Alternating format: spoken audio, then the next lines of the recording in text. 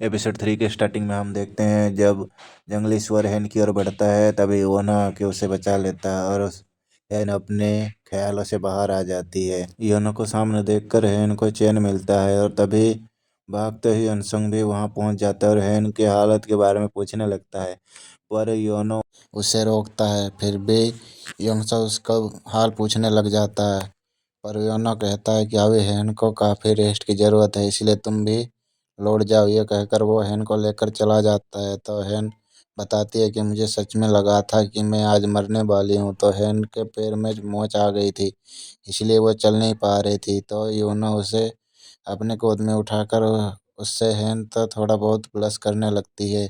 तो योनो कहता है क्या यह थोड़ा ज़्यादा हो गया है? तो हैन कहती है अगर कोई और दिन होता तो, पर क्यों आज मुझे चोट लगी है, ये चलेगा। ये बोलकर स्माइल करती है। तो योना उसे वापस से ले जाता है। फिर हम अगले सीन में देखते हैं हैन के पापा सुचोल को समझा रहे होते हैं और वहीं पर बोमजो भी बैठी होती है और दोनों की बातें सुन रही होती है। फिर वहाँ आगे देखते हैं कि जब योनो हैन को लेकर आता है गोद में उठाकर, तो ये देखकर सब लोग शॉक हो जाते हैं। अगले सीन में हम देखते हैं हैन की मम्मी शियोली से पूछते हैं कि आप इतने जल्दी शिकार से वापस क्यों लौट आए? तो शियोली बताती है कि ग्रेट सेवन ने बताया था कि आज उनका शिकार पे जाना उनके लिए खतरा हो सकता है, इसलिए मैंने उन्हें वापस बुला लिया। तभी सुचल भागता हुआ आता है एंड मोम को हैन के कंडीशन के बारे में बताता है। तो हैन की मम्मी को चोट लगी हुई सुनकर मोम तो भागकर उसके पास चली आती है और उससे डॉक्टर को बुलाने की बात करती है, पर हैन कहता है कि मैं ठीक हूँ। फिर बोम जो आंटी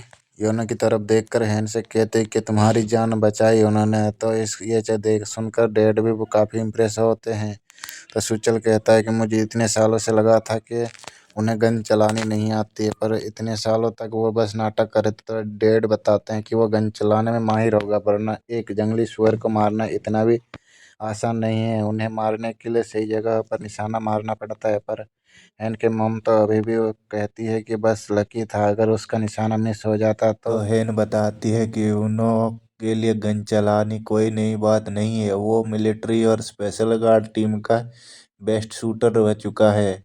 तो यह सुनकर सुचल तो हैरान रह जाता है, क्योंकि वो हमेशा योनो से कहता रहता था कि मैं तुम्हें शूटिंग करना सिखाऊंगा। इस पर हैन उसे कहती है कि क्या अब तुम्हें समझ आया कि तुम कितने बड़े बुद्धू हो जो उसे शूटिंग सिखाने चले थे। अगले सीन में हम योनो के फ्रेंड और योनो को बात करते हुए देखते हैं। जो योनो रात को जंगल में चेक करने गया था कि वो जंगली सुअर अचानक से कहाँ से आया था, तभी उसकी नज़र पड़ी फिशिंग पर, जिसके उस पर जंगली जानवरों का इलाका था।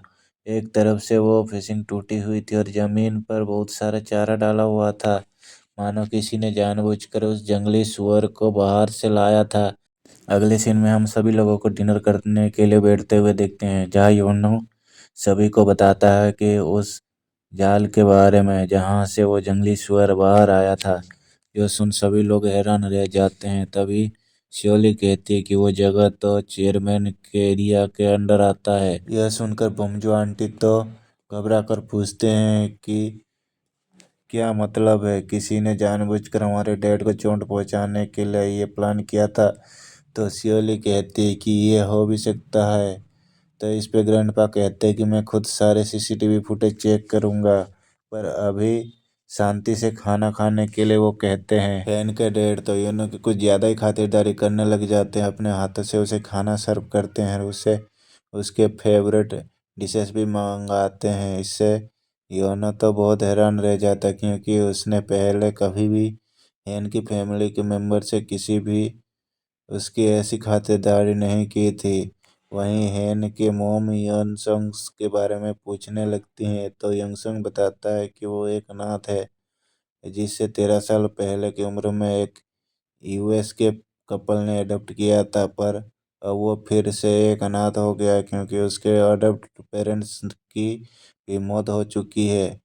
इस पर ग्रैंडपा और हैन की मोम कहती है कि तुम हमारी फैमिली के ही अपने फैमिली समझ कर सकते हो। तभी यहाँ के केयरटेकर को ग्रैंडपा बुलाते हैं, जो अपने डॉग के साथ आए थे, और ये डॉग ग्रैंडपा को बहुत पसंद आया था, इसीलिए वो केयरटेकर से पूछते हैं कि क्या ये डॉग तुम मुझे बेचना चाहोगे। इस पर केयरटेकर उन्हें सॉरी कहते हुए बताता है कि ये डॉग मेरी फैमिली जैसा है, क्योंकि उसने एक बार मेरे बेटे को आग से बचाया था, तभी ये डॉग मेरी फैमिली का एक मेंबर बन चुका है।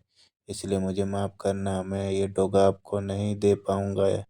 ये सुन ग्रैंडपा थोड़े अपसेट होते हैं, पर उन्हें कुछ नहीं कर कहते। इसी के साथ एपिसोड 3 पार्ट 1 खत्म हो जाता है। मिलेंगे अगले वीडियो में, तब तक के लिए गुड बाय। अगर मेरी वीडियो आपको पसंद आए तो वीडियो को लाइक करें, वीडियो को शेयर करें और कमेंट भी करें। साथ ही साथ बेल आइकन भी दबा दें, ताकि जब भी हमारी वीडियो अपलोड हो तो सबसे पहले आपको मिले। और आप अगर फेसबुक पेज पर हैं तो पेज को फॉलो कर ले, लाइक करें, शेयर करें और कमेंट भी करें। मिलेंगे अगले वीडियो में, तब तक के लिए गुड बाय, थैंक यू।